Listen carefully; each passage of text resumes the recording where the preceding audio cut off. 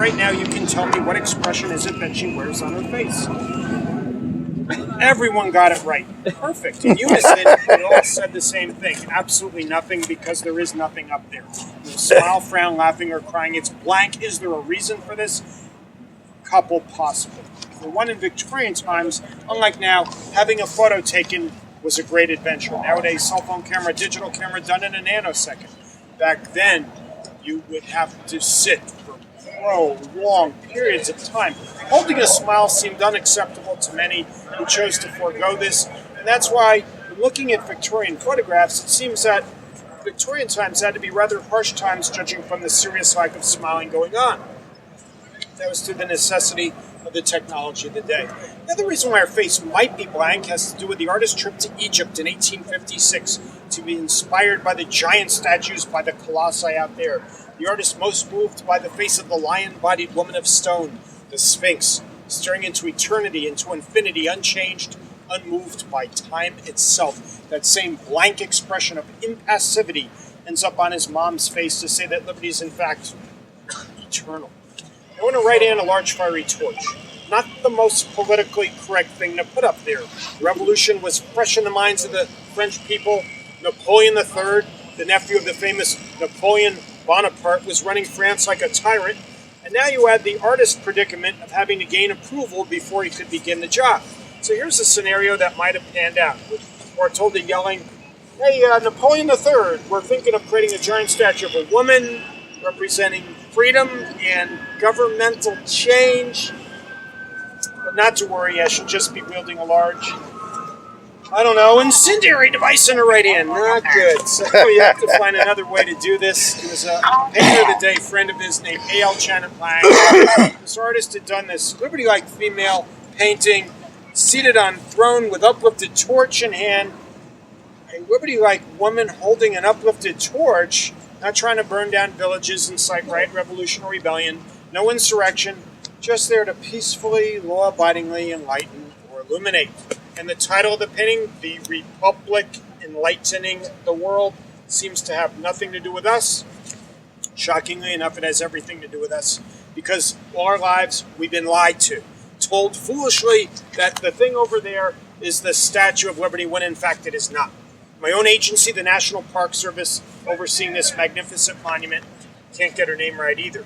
They too call her the Statue of Liberty, when her real name, her true name, is Liberty Enlightening the World. Pretty much like the Republic enlightening the world, but in the New York area, do we have any time for that? Obviously not. We barely brought out Lady Liberty. Basically, Liberty, end of story. Back then, they could embellish long, lofty titles and no one would get too antsy. Now we have the strange, weird, bizarre clothing she wears that film aficionados who know the greatest movie ever made, Animal House, are familiar with it. The late, great John Belushi screaming, "Toga!" And when people get here, they look up, they see toga. But it's really not a toga. It's a palla, a stola, a tunic, and sandals. So a palla is a shawl with a clasp over the upper left shoulder. A stola is a skirt-like thing. There's a tunic, which is a bathrobe-like thing over that, and then there's sandals on her feet. So no great surprise that a Roman Greek goddess wears Roman Greek clothing. What is confusing is the item in her left hand. And I'll preface this by saying that the artist himself was guilty of creating a lot of ambiguity, mystery, and mystique about his monument. When cornered in an interview, "Mr. Bartholdi, what does this mean?" He'd say one thing, and then in a subsequent interview do a 180 and totally contradict it. So even Liberty scholars meet up with conflicting information when they're trying to find the facts here. But the one thing we do know, the item in her left hand is not a big book, and that's our most popular misconception. What's the big book she's holding? Is it the Bible? There's no book on earth that has no front or back cover, no pages, is tapered toward the bottom, and has notches cut out of the upper right and left hand corners. So if not a book, what then is it? It's more reminiscent of a tablet like the Ten Commandments, that under law and order you could achieve liberty. But not the shape of the Ten Commandments. And when I started, much confused about this, asked a staff member who had been here quite a while named Steve, who came up to me and said, "Oh, the thing in her left hand, that's the tabula ansata," and he walked away. And then it hit me. Of course, the tabula, what? So I went online to find out what this tabula ansata thing was. turns out it's the inscribed tablet of ancient Roman times, and images of it look identical to what she holds, dovetailed at the ends, tapered toward the bottom. I thought, okay, I know what it is, but no. More mystique about this thing was encountered. When you research it, you learn there's something else it might be. A stone that Bartholdi and de Lavallee would know something about, as both these guys were, among other things, Freemasons. And when you're a Freemason working with stone, someone is bound to ask you to build an archway of stone. And if you do that, you get to the final stone at the apex or top, which you insert from above down, and that stone is called the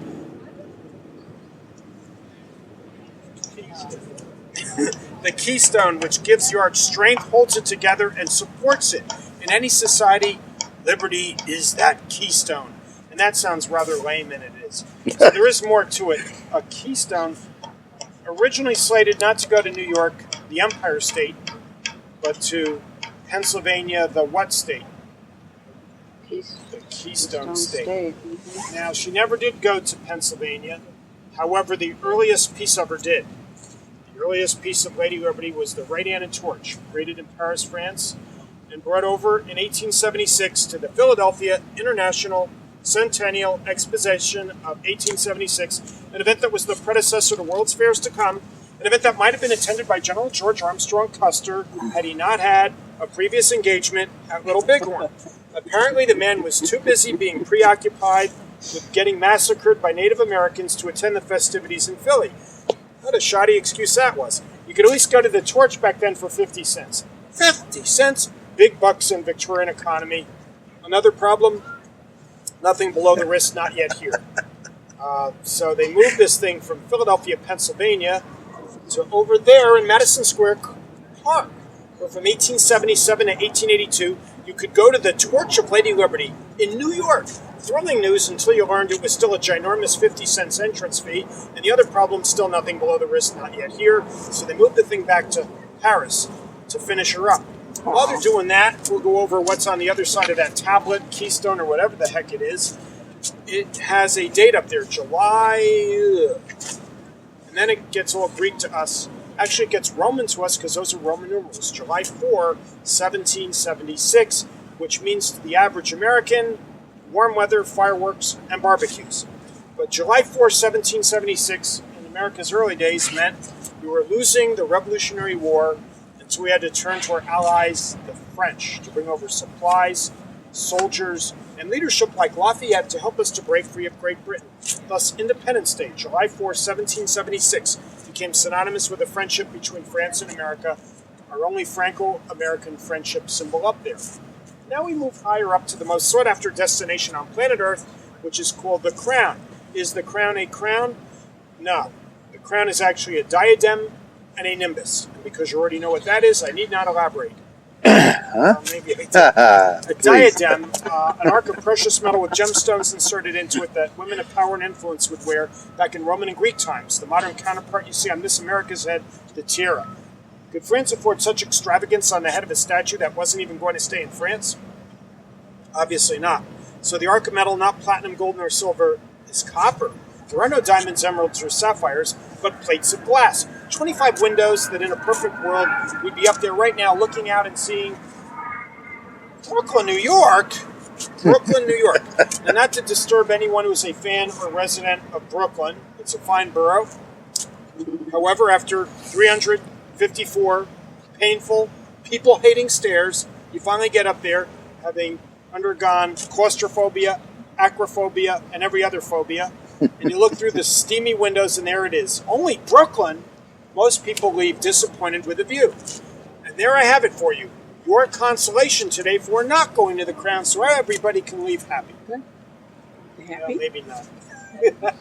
The restaurant in the Crown, it had such wonderful food. Whatever became of that, that's what's known as an urban legend. There never was nor never will be a restaurant in the Crown. It only holds 7 people. Not even a hot dog stand could exist under such cramped conditions. And now jutting out of our diadem is the other half of the crown called the nimbus, and the nimbus goes back to the legendary Colossus of Rhodes, Helios the sun god, and that ancient hammered copper statue, or on his head, a nimbus. And her nimbus comes out of her diadem with 7 rays to say that freedom will radiate out and encompass the 7 continents, 7 seas, touch upon the 7 planets that they knew of back then, Now we don't know what's up there. 2006, they declassified Pluto, no longer an official planet. Found planet Xena. Other new planets are in question. I don't know what's up there now, but back then they knew 7 end of story times were simple. So you have all the ingredients, components, and parts you need to know to go home tonight and begin building her life size in your basement, which I know you'll do. But I left out the one thing that makes her complete, the heart, soul, and essence. We get 5, 10, 15, 20,000 a day coming here, looking up at her, photographing her, and leaving, and they never see it, never know about it. Most people are in the dark because it's invisible from the ground. You need to be in a helicopter or airplane above her to look down to see what's going on. The only other way to be aware of it might be to be on my tour. So thank you for choosing the latter. Because you're so kind, gracious, and intelligent to be on my tour. Unlike the countless people that prefer turning their backs on the free guided tour, shame on them. They miss out on what you get from me for free, the main meaning of her, which is that she's not just standing around idly hanging out, wasting time loitering, but caught in the act of doing stuff, caught in the act of stepping forward. That's why right now you see the underside of her right sandal. Yes, big deal. So what? Who cares? In the year 1884, the biggest deal on planet Earth was the underside of that right sandal, because out in Paris, France, the only way to get inside that statue was to literally walk through the underside of that sandal. That was the entrance in Paris. Here in America, we have a 10-story pedestal to contend with, so a little too inconvenient, they sealed it up. Well, that's great. You managed to distract me from the main meaning of her that you were supposed to tell us. As she steps forward, around her ankles are gigantic shackles and chains of oppression, of tyranny, that she is caught in the act of breaking. So she's actually caught in the act of breaking free, caught in the act of liberation. The most powerful thing about her is down there at her ankles. The artist was so fired up with this idea that at one point, we're told to entertain, instead of a tablet in her left hand, I'm going to have her holding broken chains. But the outcome would be then a 151-foot woman with a large incendiary device in her right hand and chains in her left. You'd have the world's largest street fighter, so they put everything down low to not incite riot.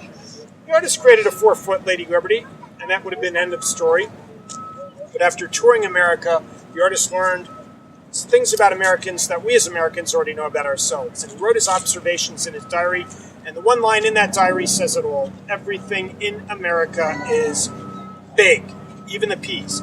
No one tolerating a 4-footer from France. We wanted something taller than the legendary Colossus of Rhodes, not just 98, to be 151 feet. One man, Bartholdi, to do it all. Well, no, he needed help. Help came 3 ways. 3 types of resources: financial, human, and natural. Finances flooded in the form of lottery and concert proceeds, big companies endorsing products using the image of liberty, a diorama you could enter out in Paris simulating what it was like to be in the crown, looking out the windows when the whole thing was done, and the most exciting fundraiser of all were the little Lady Liberties you could buy. You could buy a little Lady Liberty before the actual one ever existed, and all proceeds would go toward creating her. So this is a weird phenomenon where the souvenir of the attraction not only predates the attraction, but was partially responsible for that very attraction. In any event, the funding, the francs, the financial resources funneled into the Gadget Gautier studios of Paris, where 60 gifted artisans, craftsmen, blacksmiths, carpenters, the human resources paid now on the francs, could now manipulate the natural resources: plaster, wood, iron, and the only element you think of when you look up at her. It's big, it's green, it's metal, and it's known as copper. Copper is usually shiny, and we're used to that metallic luster. What happened up there was the oxidation of copper developing a verdigris or a patina. Patination turns copper from gleaming metal to dull brown and dark gray and culminates in the spectacular turquoise you now see. The makers of this statue knew that one day she would in fact turn green. What they didn't know was, where the heck are we going to get all that copper from? Copper was a rare commodity even back then.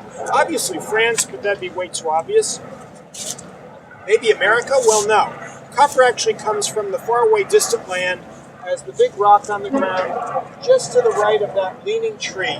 There's a little leaf linden tree, and it's leaning a little, and if you look at the trunk just behind it, you'll see on its side a big boulder. Not just any pretty pebble, but a chunk of copper ore that was extracted from a mine in Karmøy, Norway, with 179,200 pounds of high-grade Norwegian copper used to create her originated. Now, with any big job, and in Victorian times, that was the biggest job there was. In any big job thrown at you in life, you take it carefully by the hands and you give it to somebody else, delegate it. But if you have to do the job yourself, break it down into smaller components and make it easier to tackle.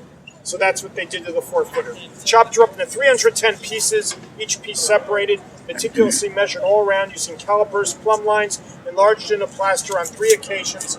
Each time they enlarged her, 9,000 measurements taken.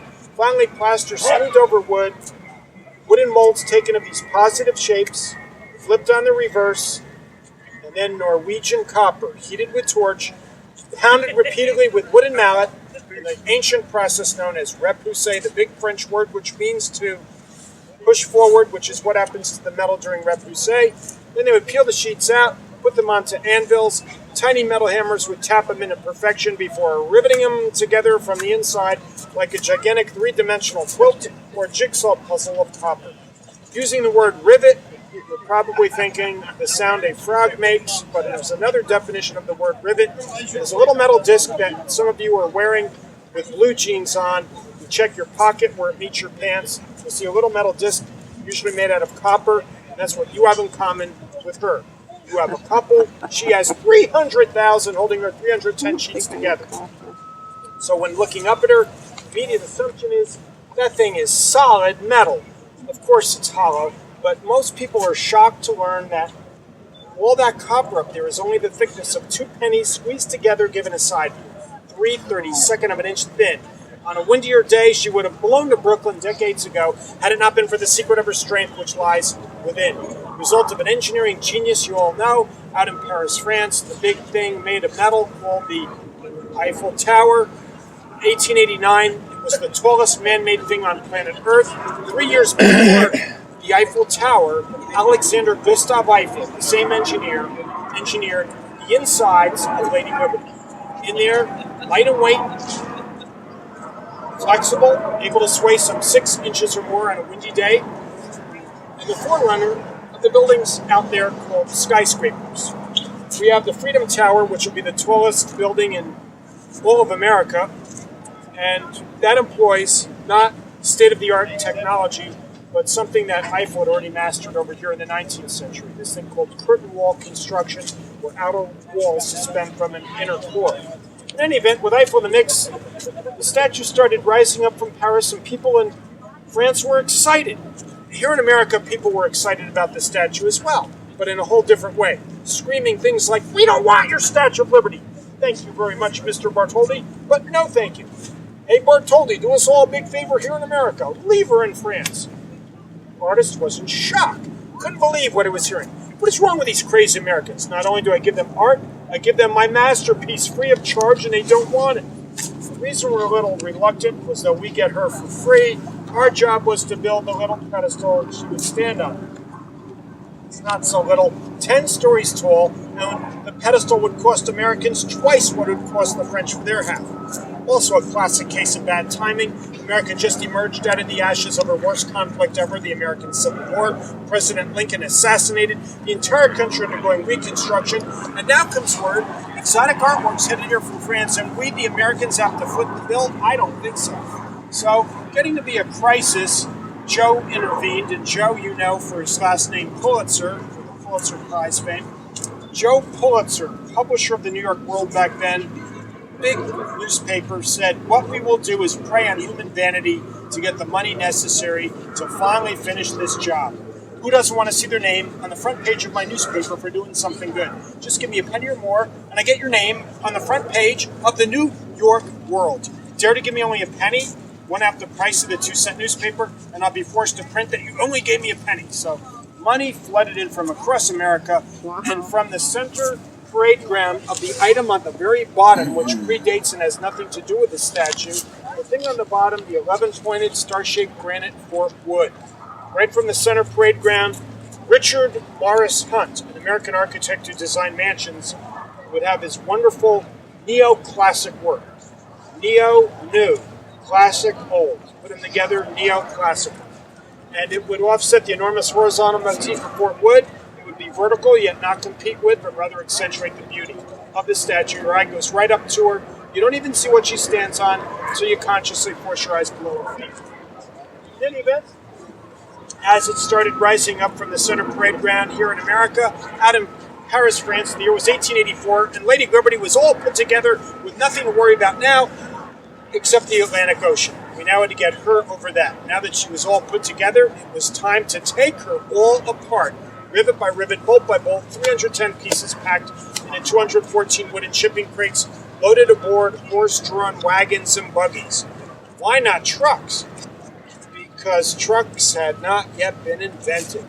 And they brought it to a train 70 boxcars long that took her from Paris to the French port of Rouen, all loaded into the hull of the awaiting steamship Isère. One ship carried her across the Atlantic. In the middle of the Atlantic, bad things happened. A terrible storm, followed by someone in the boiler room yelling up to the captain, Captain, down here we're out of fuel. Not a good feeling to be on a very large ship in the middle of the Atlantic Ocean and learn there's no coal in the boiler room. So it pays to have a backup plan. In the case of the Isère, clean, green, powerful, invisible wind power. She had sails. So the Isère made it safely here. They unloaded the crates. There it was, the 11-pointed star-shaped Fort Wood, and in the middle, an unfinished pedestal. Uh-oh, we were still late. We were the late ones. It took us 8 agonizingly slow months to finally finish our pedestal, and when it was done, the Americans ran up to the storage sheds on the island, opened the doors, dragged out the crates from Paris, began to pry them open. We're delighted to see that the French had taken the time to think ahead. They had for the Americans meticulously coded each and every piece for easy reassembly. Unfortunately, in French, not English. Oh! And now they had to rebuild her. Unlike in France, where they built her from the ground up using the benefit of wooden scaffolding, here in America, we weren't going to rebuild her on the ground. We were going to rebuild her 10 stories up, and no time or patience for pesky wooden scaffolding, because we were New Yorkers in a hurry even back then. So it meant only one thing: daredevils. Guys dangling from rope swings suspended from steam-powered derricks and cranes, hundreds of feet in the air with no safety harnesses. Fortunately for everyone in charge, OSHA had not yet come to be. Fortunately for everyone working on the thing, unlike with John Roebling's Brooklyn Bridge over there, which cost 27 men their lives in the making, including John Roebling himself, Lady Liberty, it turns out, was very kind and gentle to her workers, costing not one human life. October 23rd of 1886, she was all done. 5 days later, the 28th of October, 1886, would be the day they would officially unveil and dedicate her. On that day, anticipating beautiful sunny weather, it turned out it was dark, dismal, foggy, and pouring rain. Oh well, the outdoor event would be held in spite of the bad weather, go figure. And New York, on that day, was about to receive its very first ticker tape parade ever. Surrounding the island, if it could, it did float that day with over 300 sailing vessels and steamships. Mixed in with those boats, boatloads of angry women screaming of their discontent for the whole thing. Why were the women mad? Because these were primitive times in America. Women were not yet allowed to vote. Also, women who had given their blood money for the statue of a goddess, of a woman representing freedom and governmental change, and now for the unveiling, and they're not allowed to attend because the men could not ensure the safety of women in such a large crowd of men. So they were furious and had every right to be, and the men got their comeuppance that day. Under umbrellas, they still were slammed by horizontal rain. Some, those soaked to the gills, were glued to what was happening in the front grass, where French and American dignitaries were giving speeches, at the end of which David King Jr., the master builder of this whole thing, was to give a signal regarding the artist himself, Bartholdi, who was up in the crown with his good buddy Richard Butler, with sweaty hands around the end of a giant rope which dangled out and attached to this enormous silken tricolor. A big French flag made of silk, which in the pouring rain, you do the math, it looked like a big wet washcloth clinging to her face, and on the ground, no one was getting any drier as the speeches went longer than even my tourist gun. So right in the middle of Senator William Everett's speech, King gave the signal. Bartholdi and Butler, seeing this, pulled the rope, dislodged the flag, and pandemonium, every bell, siren, whistle, firework, cannon, a gigantic cacophony of sounds drowned out the speeches thereafter. Eventually, some guy from, of all places, New Jersey was allowed to talk. A great embarrassment. That's what I'm guilty of being. Some guy from New Jersey who's been talking. But the guy from New Jersey talking on October 28th of 1886, just out there, was none other than the President of the United States, Grover Cleveland, giving a gigantic, lofty, impressive speech that no one remembers. But one line does stand out. October 28th, 1886, Grover Cleveland said just out there, "We will not forget that liberty has here made her home, nor shall her chosen altar be neglected."